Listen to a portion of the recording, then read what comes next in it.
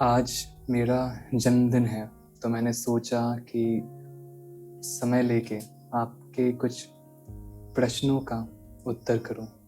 मुख्यतः आज मैं अपने अब तक के जीवन यात्रा के बारे में थोड़ा बताऊंगा, जो पहले कभी नहीं बताया है, और कुछ बाकी प्रश्न के उत्तर भी दूंगा, जो आपके साधना और आध्यात्मिक यात्रा दोनों में सहायक होंगे।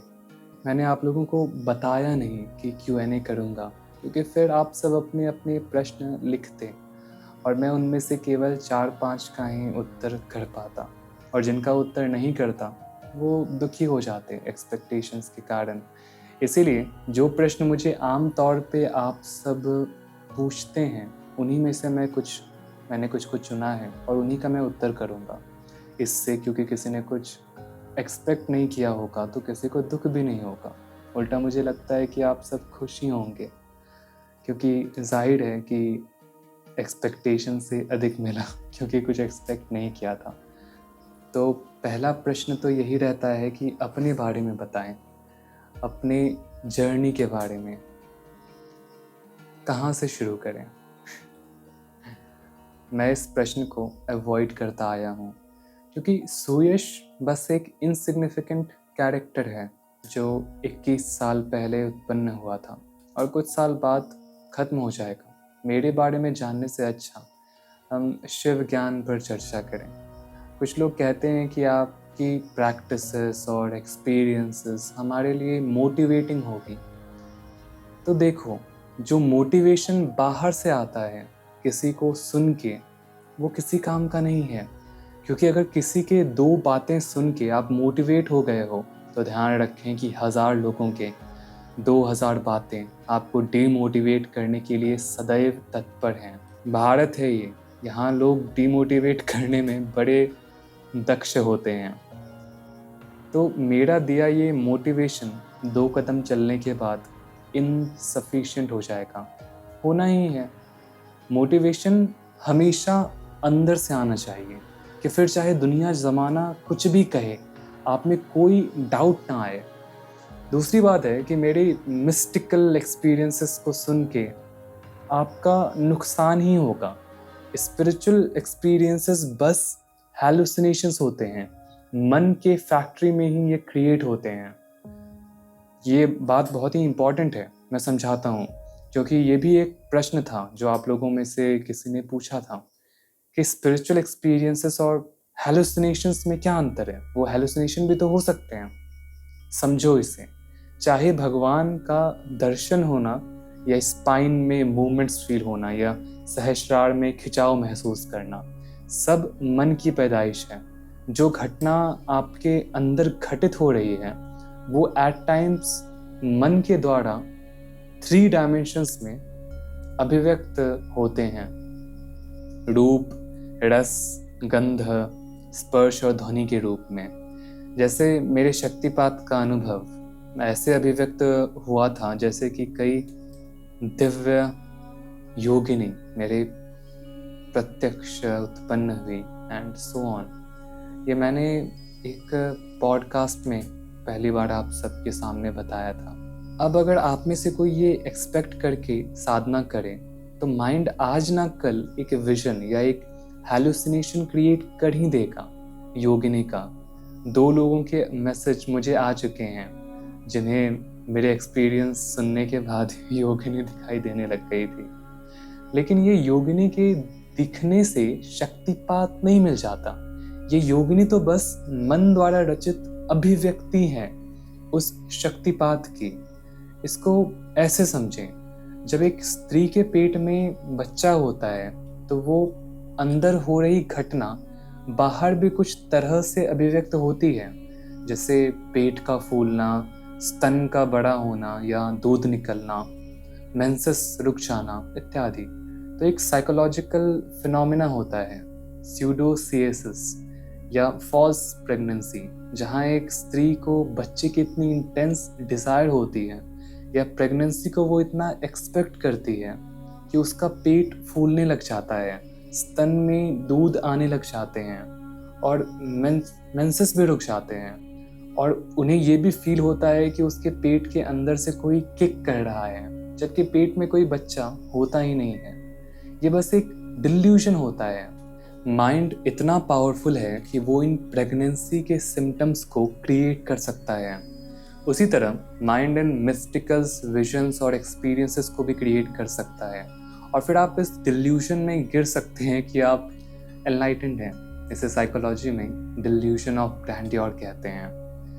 मुझे कुछ साधकों के इस डिल्यूजन को पहले तोड़ना पड़ा था, और उसमें कई हफ्ते लगे, तब जाके वो आध्यात्मिक मार्ग में आगे बढ़ पाए। इसीलिए मैं नहीं चाहता कि आप सब इस डिल्यूजन में पढ़ो मेरे एक्सपीरियंसेस को सुन के।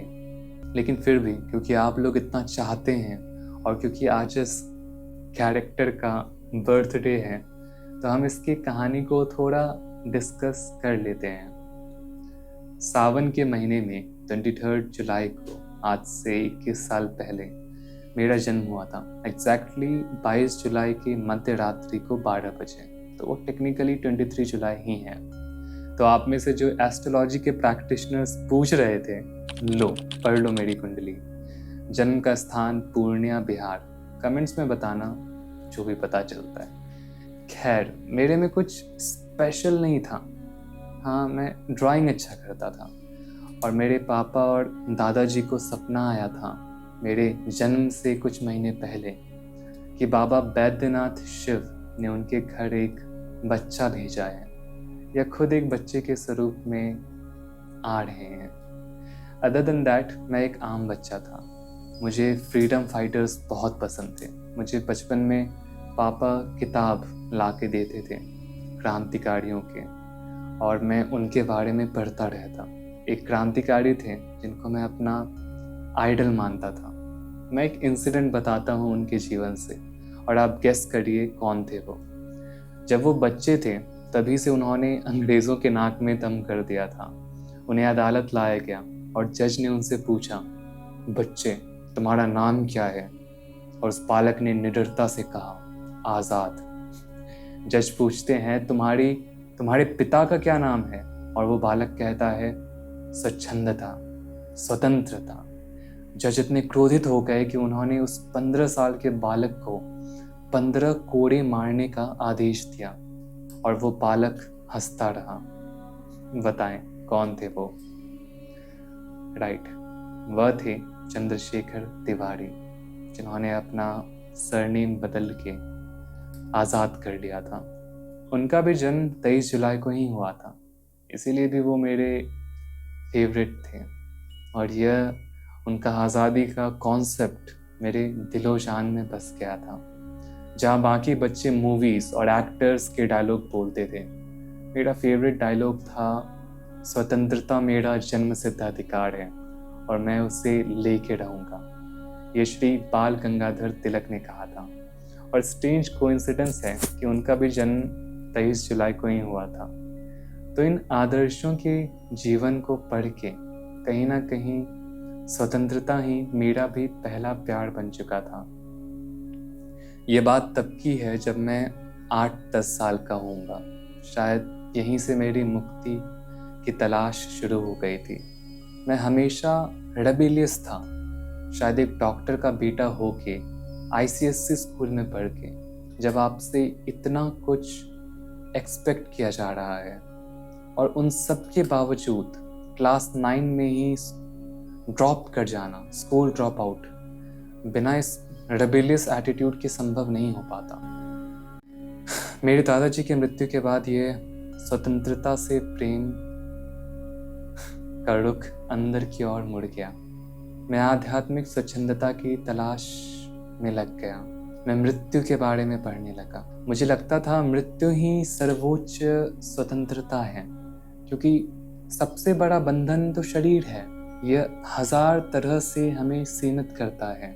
भूख, प्यास, सर्दी, गर्मी, बीमारी, कामुकता, दर्द, इन सब का जड़ शरीर ही तो है। जैसे अभी यहाँ बहुत अधिक गर्मी है, हीट वेव्स बहुत अधिक हैं, और मेरे रूम में बस एक पंखा है और वो भी बहुत पुराना हो चुका है। पर्यावरण को देखते हुए मैंने एयर कंडीशनर को नहीं चुना। तो मुझे जल्दी इस वीडियो को ख़त्म करना है, जल्दी इस सेशन को ख़त्म करना है। ये भी बैक ऑफ द हेड चल रहा है, मैं सीमित हूँ। मैं अधिक अगर बोलना भी चाहूँ तो भी मैं नहीं बोल पाऊँगा, क्योंकि मुझे वो गर्मी महसूस हो रही है। अभी से मेरे सर से पसीना आना शुरू हो गया है, और कुछ ही समय में, शायद इस वीडियो के अंत तक, जो भस्म मैंने लगाया है त्रिपुंड, वो भी मिट जाएगा इस पसीने से। तो ये सब देखते हुए इंसान को चलना पड़ रहा है शरीर के कारण। तो वो मुक्त कहाँ है? मैं ऐसा सोचता था कि अगर इस शरीर को त्याग दूं तो शायद पूरी तरह स्वतंत्र हो जाऊं, लेकिन फिर पुनर्जन्म हो गया। तो इसीलिए मैं मृत्यु के बारे में पढ़ने लगा कि मरने के बाद आखिर सच में क्या होता है। उस समय से आज तक मैंने हजारों किताबें पढ़ ली हैं और हजारों घंटे साधना की है। स्कूल छोड़ दिया था मैंने केवल शास्त्र और साधना करने के लिए। एक प्रश्न आप सबका यह भी था कि कौन सी किताबें पढूं। किताबों के बारे में आप सबने बहुत ही प्रश्न किया है। अगर इन सब किताबों में मैं कुछ किताबों को बताऊं जिन्होंने मेरे लाइफ को सबसे अधिक इम्पैक्ट किया है, तो पहला होगा कथा उपनिषद। इसमें एक बच्चा नचिकेता स्वयं मृत्यु के देवता यमराज से यही सवाल पूछता है कि मृत्यु के बाद क्या, और एक लंबा प्रवचन दिया जाता है यमराज के द्वारा। इस किताब ने मुझे इतना इंस्पायर किया था कि कुछ लोग तो उस दौरान मुझे नचिकेता ही बुलाने लगे थे, क्योंकि मेरा भी वही प्रश्न था। स्वामी अभेदानंद रामकृष्ण ऑर्डर के, इनका कमेंट्री कथा उपनिषद पर अब तक की बेस्ट कमेंट्री है। उन्होंने मृत्यु पर भी बहुत कुछ लिखा था। वो स्वामी विवेकानंद के ही गुरु भाई थे। इन दोनों को मैं बहुत एडमायर करता हूँ। फिर मैंने स्वामी विवेकानंद का राजयोग पढ़ा और योग सूत्र पर उनकी कमेंट्री, पतंजलि योग सूत्र पर। इस शास्त्र की भूमिका मेरी साधना में अद्वितीय रही है। मृत्यु की तलाश मुझे फिर तंत्रों तक ले गई। अद्वैत वेदांत और तंत्रों के बीच का ये ट्रांजिशन आया महान तांत्रिक रामकृष्ण परमहंस की टीचिंग्स को पढ़ के। तंत्र उस स्वतंत्रता को पूरी तरह एम्बॉडी करता है जिससे मुझे इतना प्रेम था। मैंने स्वच्छंदनाथ शिव को अपना गुरु बना लिया था, यानी शिव का वो रूप जो सदैव स्वतंत्र हैं। मैंने कई तंत्रों को पढ़ा और पढ़ता रहता हूँ। उनमें से मेरे दिल के जो सबसे करीब है और जो सबसे करीब हो गया था, वो है विज्ञान भैरव तंत्र। आप सबको पता ही होगा क्यों। मैंने उन 112 में से लगभग हर ध्यान के विधि का अभ्यास किया है। इन सब के बावजूद मैं नास्तिक था। ध्यान में करता था, मगर सब कुछ के बावजूद मैं जितनी साधना करता था, बड़े बड़े आस्तिक भी उतनी साधना नहीं करते होंगे, मगर उन सब के बावजूद मैंने नास्तिकता को अपनाए रखा। इधर मैं घंटों मंदिरों में बैठ के ध्यान करता और दूसरी तरफ मैं पूरी तरह नास्तिक था। मैं YouTube पे मैजिक ट्रिक्स रिवील करता था, सबको सिखाता कि देखो चमत्कार कुछ नहीं होता है। और मुझे लगता है कि नास्तिक ही सबसे बड़े आस्तिक बन सकते हैं। वास्तव में 99% लोग भगवान को बस इसलिए मानते हैं क्योंकि वो डरते हैं। वो भगवान को बस एक इंश्योरेंस की तरह देखते हैं। उनको भरोसा नहीं है, और अगर है भी तो कुछ खास नहीं है, क्योंकि अगर भरोसा होता तो वो डरते नहीं। अगर भरोसा होता तो वो भविष्य के लिए चिंता नहीं करते। वो अपने आप को उनके चरणों में समर्पित कर देते। अगर भरोसा होता तो वो उनको पाने में लग जाते। अगर आपको सही में भरोसा होता कि आपके घर के नीचे एक खजाना दबा है, तो आप एक पल भी व्यर्थ नहीं गंवाते। आप अब तक अपना पूरा जान लगा देते उस खजाने को ढूंढ निकालने में। वास्तव में लोगों को भरोसा है ही नहीं, बस वो यहाँ रिस्क नहीं लेना चाहते कि चलो भाई क्या पता भगवान सही में हो, to be on a safer side. मंदिर वगैरह जाके उनकी पूजा कर ही लेते हैं, उनको खुश रख ही लेते हैं ताकि कुछ बुरा ना हो जाए, कुछ अनहोनी ना घट जाए। इन केस यही मेंटालिटी होती है अधिकतर लोगों की। और इसीलिए जैसे ही उनके जीवन में थोड़ा भी कुछ ऐसा घटित होता है जो प्रतिकूल है, जो वो नहीं चाहते, जो थोड़ा दुखदायक हो, जो तो तुरंत उनका भगवान से भरोसा उठ जाता है। अगर वो डर के मारे डायरेक्टली ना भी एक्सेप्ट करें तो भी उनका बिहेवियर साफ बता देगा कि इसे भगवान पे भरोसा नहीं रहा। इससे लाख गुना अच्छा तो एक नास्तिक है, उसे भरोसा है अपने तर्क पर, अपने ज्ञान पर कि ईश्वर के होने का कोई प्रमाण नहीं है तो नहीं है, चाहे उसके जीवन में विषम से विषम परिस्थिति क्यों ना आ जाए। वो बस डर के कारण कभी भी अपने तर्क और अपने ज्ञान के अगेंस्ट नहीं जाएगा। अगर एक सच्चा नास्तिक, ध्यान रहे सच्चा नास्तिक, वो रेडिट के जो बच्चे हैं जो एथीस्ट इंडिया ग्रुप्स चलाते रहते हैं, मैं उनकी बात नहीं कर रहा, वो सच्चे नास्तिक भी नहीं हैं, वो बस कूल बनना चाहते हैं, इसलिए वो थोड़ा बहुत साइंस पढ़ के आ गए हैं नास्तिकता में। मैं उनकी बात नहीं कर रहा, उनका कुछ नहीं हो सकता। एक सच्चा नास्तिक साइंटिफिक माइंडेड होता है, मैं उसके बारे में आगे चर्चा करूंगा। तो अगर एक सच्चा नास्तिक आध्यात्म में प्रवेश करता है, और वो तभी प्रवेश करेगा जब उसका तर्क संतुष्ट हो जाए, तो ऐसे व्यक्ति को कोई हिला नहीं सकता आध्यात्म के पद से। चाहे कितना भी कुछ प्रतिकूल हो जाए, वो अपने ज्ञान और विश्वास में अडिग रहेगा। उसका विश्वास कोई नहीं तोड़ सकता, क्योंकि उसका विश्वास डर पे नहीं बल्कि ज्ञान पर टिका है। तर्क उसका आधार है। ऐसे नास्तिकों का साइंटिफिक माइंड होता है, और एक साइंटिफिक माइंड किसी सिद्धांत को प्रूफ या डिसप्रूव करने में अपना पूरा जीवन लगा सकता है अगर उसे लगाना पड़े तो। साइंटिफिक माइंड किसी और के किए रिसर्च को मान नहीं लेता, वो खुद एक्सपेरिमेंट करता है डेडिकेशन के साथ। अगर एक्सपेरिमेंट में सालों लगाना पड़े तो वो लगा देगा। अध्यात्म तो फिर भी आपके जीवन का सबसे महत्वपूर्ण एक्सपेरिमेंट है। अगर 4-5 साल इसमें लगाना पड़े तो क्या बुराई है।